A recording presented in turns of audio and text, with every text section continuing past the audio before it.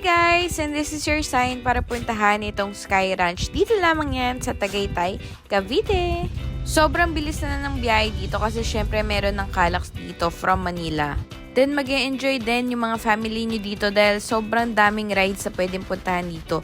And hindi mawawala dyan yung pangmalakasan nating bulalo. Naku, pag nagpunta kayo ng Tagaytay, syempre kailangan nyo na rin mag-food trip. So kapag nasa Sky Ranch na kayo, syempre magbabayad kayo ng admission fee dito, 100 pesos. Tapos may discount din yung mga PWD and senior dito. I believe nagre-range yung rides nila dito from 60 pesos to 120 pesos. Tapos I highly recommend na sakyan nyo talaga tong parang roller coaster dito. Sobrang saya ng experience namin dito dahil hindi naman siya super duper intense level. And kung naghanap kayo ng nakakatakot na ride, I highly recommend na subukan nyo rin yung Super Viking sila dito. Yung parang Anchors Away sa Enchanted Kingdom, ganun. Mga 6 to 8 minutes yung